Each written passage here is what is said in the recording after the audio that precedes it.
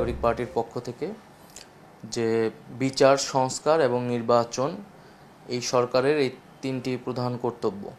তো আজকের প্রধান উপদেষ্টার বক্তব্যে শুধু নির্বাচনের রোডম্যাপ না, এই তিনটি বিষয় সম্পর্কে কিন্তু উনি আলোচনা করেছেন যে আমাদের নির্বাচন ব্যবস্থা সহ আমাদের রাষ্ট্রের একটা প্রাতিষ্ঠানিক সংস্কার প্রয়োজন এবং বিচারের বিষয়টাকে গুরুত্ব দেওয়া হয়েছে।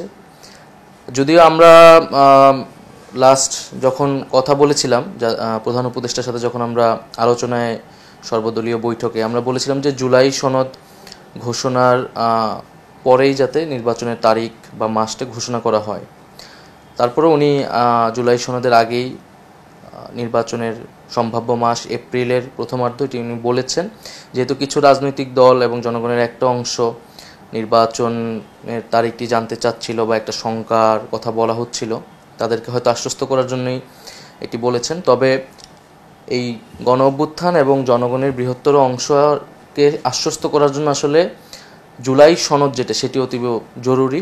রাষ্ট্রের কী কী সংস্কার হচ্ছে এবং জুলাই ঘোষণাপত্র আমাদের এই জুলাই শহীদদের সাংবিধানিক স্বীকৃতি এবং জুলাইয়ের ইতিহাস সংরক্ষণের জন্য, যেটি 30 কার্যদিবস বলা হয়েছিল, আর কয়েকটি কার্যদিবস আছে ঈদের পরে। তো আমরা আশা করব সেটা নির্ধারিত সময়ের মধ্যে হবে। এবং উনি আজকের বক্তব্য যেটা বলেছেন যে জুলাই মাসের মধ্যে জুলাই ঘোষণাপত্র আসবে। তো জুলাই ঘোষণাপত্র যদি ঐক্যমত্যের ভিত্তিতে সংস্কারের রূপরেখাটি আসে এবং এর পরবর্তীতে লেভেল প্লেইং ফিল্ড তৈরি করে নির্বাচনের দিকে যেতে পারে। আমাদের যেই এপ্রিল মাস বলেছেন, আমাদের নির্বাচনের তারিখ নিয়ে আমরা এর আগেও বলেছি।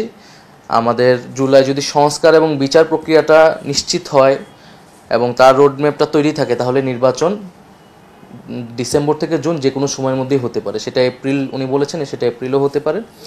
তো জুলাই সনদটাই আমাদের এই মুহূর্তে এখন প্রধান দাবি, যে জুলাই ঘোষণাপত্র এবং জুলাই সনদ এটি যাতে উনি ওনার প্রতিশ্রুতি রক্ষা করেন। আর নির্বাচনের যেহেতু তারিখটি মাসটি ঘোষণা করা হয়েছে, ফলে সেটার জন্য আমরা নির্বাচন কমিশন পুনর্গঠনের কথা বলেছি, যে লেভেল প্লেইং ফিল্ডের জন্য এই নির্বাচন কমিশন দিয়ে সেটি সম্ভব না। তাহলে সেই প্রক্রিয়াগুলো যাতে দ্রুত শুরু হয়, এটা আমাদের আহ্বান থাকবে সরকারের প্রতি। আমরা মাত্র তো বক্তব্যটা প্রধান উপদেষ্টার বক্তব্যটা আসলো, আমরা হয়তো আর একটু সময় নিয়ে আনুষ্ঠানিকভাবে আমাদের প্রতিক্রিয়া বা বক্তব্যটা দিতে পারবো। তাৎক্ষণিক প্রতিক্রিয়া এতটুকুই বলার আছে যে আমরা চেয়েছিলাম যে সংস্কারের রূপরেখাটা আগে হোক।